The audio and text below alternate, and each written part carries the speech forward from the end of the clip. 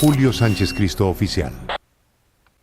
Don José Miguel Narváez, él fue subdirector del DAS, uno de los hombres más importantes de la inteligencia colombiana. Hoy se encuentra enfrentando gravísimos cargos y por supuesto está detenido. Señor Narváez, gracias por aceptar esta visita. Julio, gracias, buenos días. Gracias a usted por buscar esta entrevista conforme a las exigencias del juez sexto, muy amable.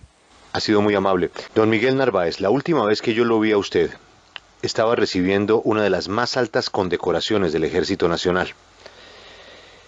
¿A qué horas la vida suya da semejante giro? Está acusado usted de ser uno de los ideólogos y más altos consejeros de las fuerzas paramilitares del país. Está acusado usted de concierto para delinquir. Está acusado usted de Jaime Garzón. Está enfrentando usted pues una de las más duras condenas que se recuerden en Colombia, sobre todo llevando usted en su billetera la credencial de subdirector del DAS, es decir, haciendo parte usted de la Agencia de Inteligencia de Colombia. ¿A qué horas da esta vuelta a su vida, doctor Narváez? Julio, el evento al que usted se refiere se desarrolló en noviembre de 2005, un mes después de haber salido de la subdirección del DAS. Tuvimos una coincidencia en el momento en que el ejército me imponía la condecoración Córdoba y a usted también. Y en ese momento ya se habían hecho unas denuncias en el desarrollo de las funciones que como subdirector del DAS desarrollé durante 4 meses, 25 días, desde el 1 de junio de 2005 hasta el 25 de octubre de 2005, día en el que fui declarado insubsistente por el presidente Uribe. En esos 4 meses, 25 días, planteé frente a las autoridades denuncias muy graves que esperaba yo fueran investigadas con profundidad como debe ser y desafortunadamente no se hizo.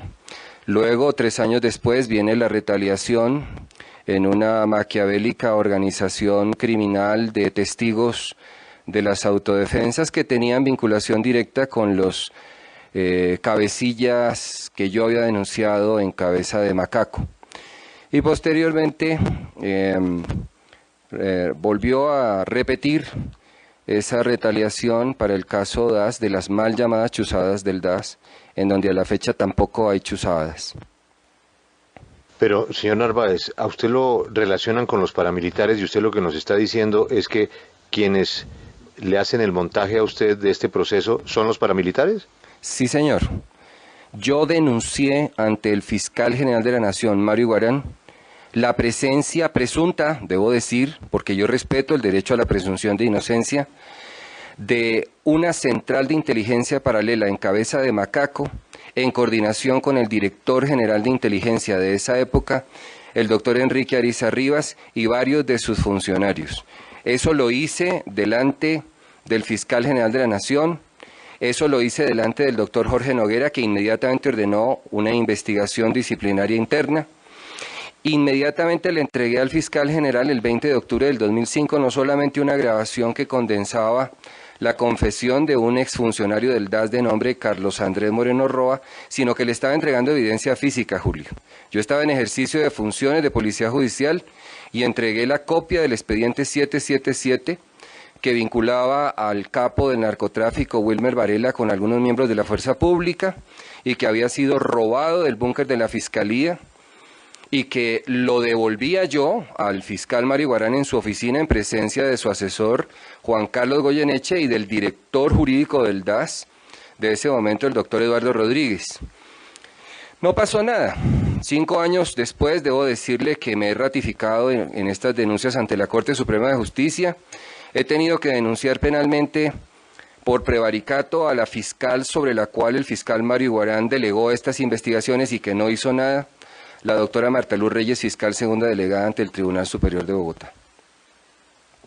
José Miguel, todo esto es un montaje en retaliación por las denuncias que usted hizo. Ahora hablemos de sus relaciones con jefes paramilitares. ¿Usted conoce o conoció a Carlos Castaño? No, señor, no conocía a Carlos Castaño. ¿Qué jefe paramilitar usted conoció? A ninguno, Julio. ¿Alguna vez usted escribió un documento que le sirviera de ejercicio político a los paramilitares o al grupo de Ralito? ¿Participó usted como asesor ideológico de alguna reunión que buscara en ese momento la desmovilización de los jefes paramilitares? Jamás, Julio. Es más, quiero profundizar en algo porque se me acusa de haber dictado una conferencia de por qué es lícito matar comunistas en Colombia. Es lo más absurdo que he conocido en mi vida. Yo he dictado cientos de conferencias a lo largo y ancho del país, en todos los foros académicos o de gremios, ganaderos, palmicultores, etcétera, y jamás toqué ese tema. Yo no entiendo por qué razón, si estos jefes de las autodefensas han sacado videos, han sacado fotos, han sacado grabaciones cuando acusan, y hemos visto así algunos congresistas, ¿por qué no sacaron fotos y videos de la conferencia que yo les dicté? Segundo, ¿por qué necesitaban las autodefensas convertir lícito lo que ellos estaban haciendo desde 1981? La mención que está haciendo Mancuso, por ejemplo, de esa conferencia gira en torno al 98 al 2002.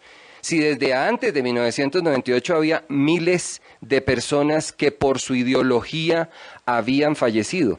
Pero hay otro antecedente. Mancuso, en la revista Semana del año 2003, es decir, tan pronto empezó la desmovilización por esos pactos que se generaron con el presidente Uribe, habló de que ellos no tenían ideología ni se estaban afectando por ideología. Más adelante usted mismo ha denunciado en esta emisora cómo hay una sola pretensión que confesó el mismo Mancuso y otros cabecillas como Macaco, como Don Berna, como el Alemán, como Don Mario, que es el narcotráfico. ¿Cuál ideología? Ellos no necesitaban ideología, ellos no tenían la capacidad de generar ninguna licitud en ningún acto de ellos. Y jamás se le puede atribuir a José Miguel Narváez, nunca, que haya dictado una sola conferencia en torno a ese tema. Eso es absolutamente falso. Es decir, que usted no está de acuerdo con que hay que matar a los comunistas. No, señor, no estoy de acuerdo que tenga que matar a nadie. Y nunca lo dijo. No es lícito hacerlo. Y nunca lo dijo. Nunca lo he dicho. Es más, en mi indagatoria en la Fiscalía 13 hice una profundización en relación a la teoría del injusto agresor que puede cobijar la defensa que puede tener una persona por tener la investidura, por ejemplo, de ser miembro de la fuerza pública, en un contacto armado y defendiendo intereses superiores de una sociedad que le encargó a él defenderla. Eso es otra cosa. Jorge Noguera, ¿a usted quién lo llevó al DAS? A mí me llevó al DAS el doctor Jorge Noguera, primero como asesor en temas de inteligencia estratégica, y luego propuso mi hoja de vida ante el presidente Uribe para ser subdirector del DAS, cosa que yo no había aceptado durante 6 meses, hasta que el mismo presidente Uribe en una reunión en Palacio me solicitó que le aceptara la subdirección del DAS, y la acepté el 1 de junio del 2005. Yo fabricaba medias de niño. ¿Quién estaba en esa reunión? En esa reunión estaba la Junta Directiva de Fedegan. ¿Y por qué estaba usted en esa reunión? Porque yo era asesor del presidente de Fedegan hacía 11 años. En esa época era el doctor José Félix Laforí, antes había sido el doctor Jorge Bisbal. ¿Pero usted era asesor de Bisbal? No, en esa época ya había llegado el doctor Laforí. Sí. ¿Cuál es su opinión de Jorge Noguera? Jorge Noguera es una persona capaz, es una persona que se distinguió por su interés de sacar adelante el DAS, por eso me llevó a mí para modificar una estructura eminentemente táctica y adaptarla a los preceptos fundamentales de la política de seguridad democrática que el presidente Uribe estaba defendiendo. No se podía concebir que la agencia de inteligencia del DAS estuviera pensando en delitos de bajo impacto y no estuviera profundizando en relación a aquellos eventos o amenazas que tuvieran relación directa con la seguridad del Estado. A eso fui yo al DAS. Jorge Noguera, desde que yo lo conocí hasta que desafortunadamente se dio el desenlace conocido por todo el país en donde él renunció y a mí me declararon insubsistente, nunca, porque lo puedo ratificar y lo he hecho muchas veces, nunca cometió un solo delito en mi presencia ni por oídas que me hubieran dicho a mí. Lo hubiera denunciado, como hice las otras 7 denuncias, sin temblarme la mano a pesar de los sufragios que me llegaron. Yo considero que el doctor Noguera, que se está defendiendo, y creo todavía en la presunción de inocencia, él está en juicio, no sé en qué fase estará en la Corte Suprema de Justicia. Es una persona que hizo lo que podía hacer en una entidad que tenía muchos problemas. Ahora, el doctor Noguera, para el caso de mis denuncias, porque está en una grabación que ya tiene aquí el señor Carlos Gómez, fue engañado. Ahí la persona que confiesa homicidios dentro del DAS me dice a mí que Enrique Ariza era tan hábil que tenía absolutamente engañado al doctor Noguera. Y debo advertirle otra cosa.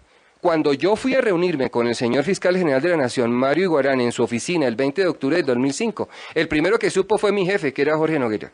Y él me autorizó a ir. Y recuerdo que cuando nos despedimos en la puerta, porque yo le dije que fuéramos los dos, él estaba muy abrumado porque esa mañana